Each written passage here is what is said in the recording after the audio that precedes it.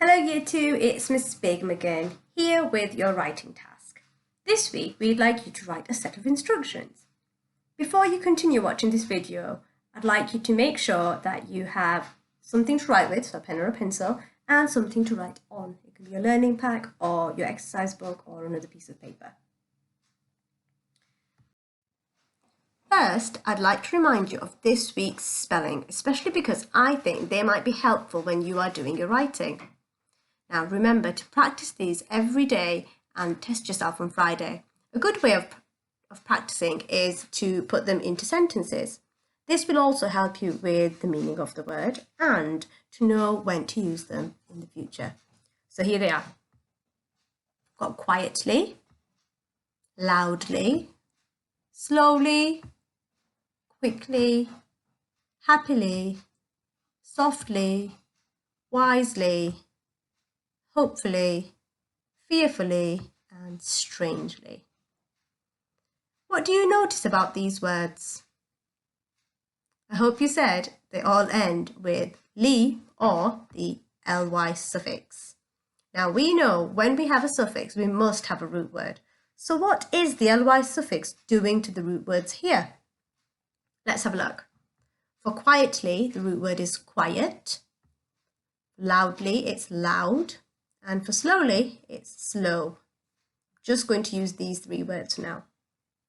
So we've got quiet, loud, and slow. All words that I would use when describing something. What do we call words used to describe? If you said adjectives, you're right. So these words, or root words, are adjectives. And when we add the ly suffix to an adjective, it tells us how something is being done. So if we look at loud, it becomes loudly. The dog is loud, but it barked loudly. So words that tell us how something is happening is called an adverb because it's actually describing the verb, not a noun. So adding the ly suffix to an adjective forms an adverb. There you go. Now on to this week's writing. As you are going to write a set of instructions, it would be useful to go through the features. So the features of an instruction text must have a heading, which is the title, a list of equipment, so what you need, adverbs to show when and how, so these would be your time openers, and then the adverbs of manner, similar to our spellings this week. And then the imperative verbs, which will tell you what to do. And numbers to again help with the order. Now you're going to have a chance to practice using these features before having to write your own set of instructions. So we'll put together a set of instructions for making a jam sandwich. So first we need a heading, which is the title, and in this case it's how to make a jam sandwich. Next we need a list of equipment. Now I have found some photos that we need and I'd like you to write the list. So here are our items and can you put them into the list for me? I'll start you off. So you will need. Now I'd like you to pause the video here and write your list.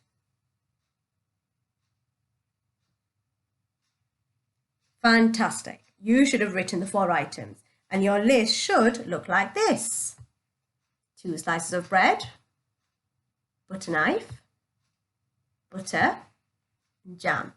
Can you see I've used bullet points in my list because I've not done it beside each other. If I had done it on one long line, I'd have put commas, but in a set of instructions, this is how they look. It's a list with bullet points and the items one under another, beneath another.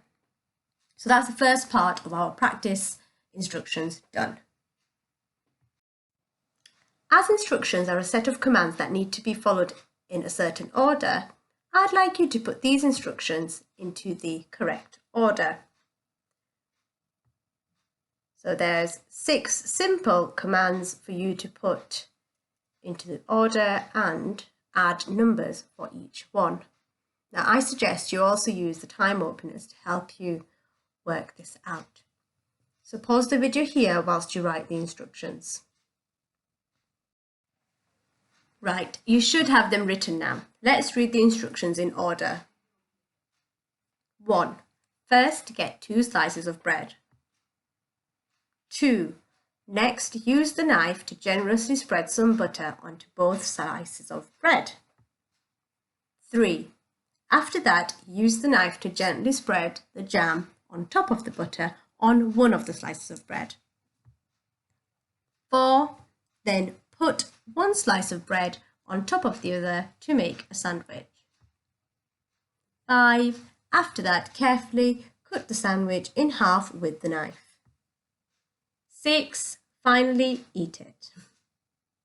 Did you use the adverbs of time, or also known as time openers, to help you?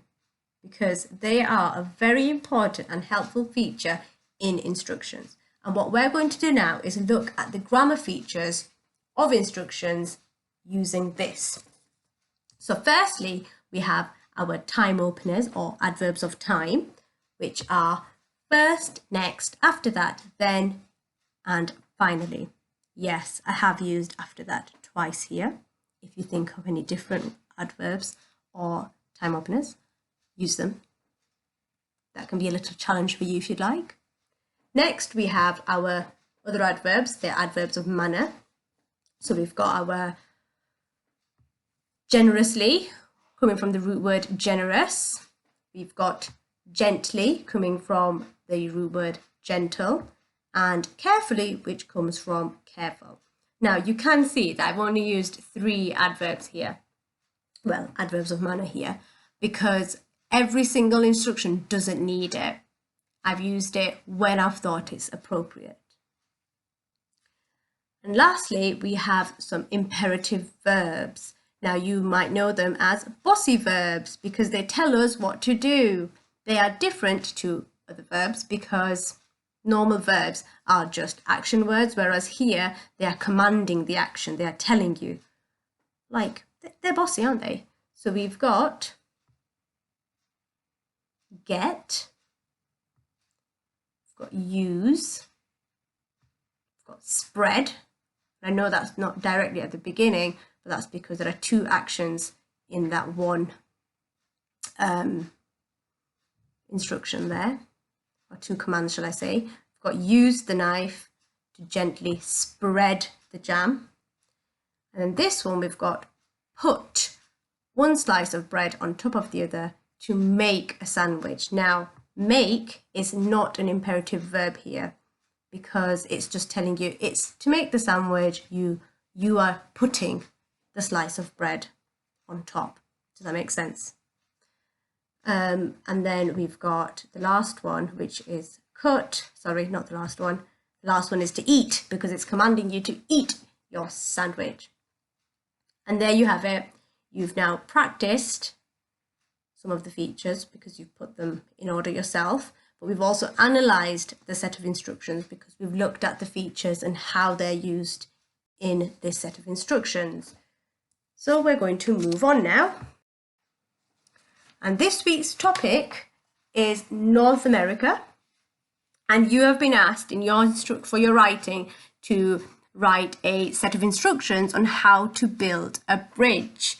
Now, as your topic is North America, I know that one of the suggestions is for you to construct a bridge. So I thought it'd be nice to include images of the bridges that you've probably been researching this week, or you will research. So I've got the Golden Gate Bridge from North America, and the Brooklyn Bridge, and the San Francisco Oakland Bay Bridge. And I've put them here because I thought it'd be nice for you to have a look at these, but also I found some photos of people making their own bridges. And I thought one of the best ways of writing a set of instructions is when you experience it yourself. So if you make your bridge based on any of these, you will then find it easier to write your instructions because it'll be easier for you to explain to somebody else what you did and then tell them what to do, right? So I found some photos where people have used their own made their own using paper. That person has used paper. They've even used straw, and some people have even used their Lego and building blocks to make them. Now they all have something in common. They've all made pillars to help their bridges stand and become a bit more strong. So can you see? Very similar. So they've not copied, but they've been inspired by the famous bridges. And then some of them have also have made theirs a suspension bridge. So they've got these suspensions at the top to again help with the strength of the bridge. So these features are both present in the famous bridges, not in the ones that people have created, and that's up to you. If you want to include them, you can. If you don't, that's fine. But if you do, make sure you tell me how you do it in your instructions. So you can choose however you'd like to make yours, and you can also choose your own materials. Now, for your instructions, I am not going to write one for you this week because we've gone through the features and we've done the jam sandwich together, and I'd really like you to use the structure of the one that we've looked at together to write your own. I'd like you to remember the list of equipment. Oh, well, I've given you your title, and I'd like you to remember the list of your equipment with your bullet points for what materials you decide to use, and whether you need any additional equipment like scissors or tape, I don't know, for your straw or your paper if you use paper. Now, I've also decided to help you with the key words to help you. So I have put the adverbs of time.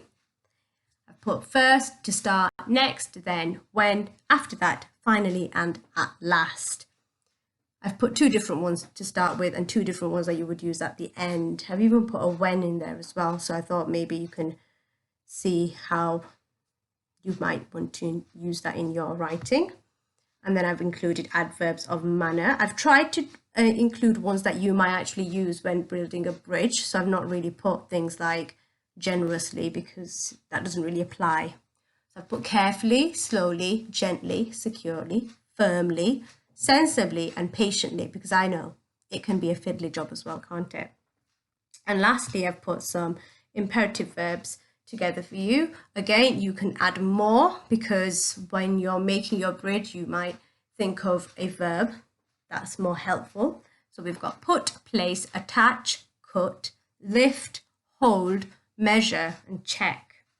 You can also include some of your own words instead because you probably have got more words in your vocabulary that you can use, but I've given you some to help you start your writing.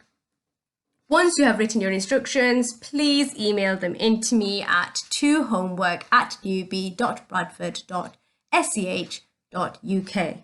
I am really looking forward to having a read of your instructions and seeing photos of any bridges that you've made as well. So go, construct, make, email, enjoy. Bye.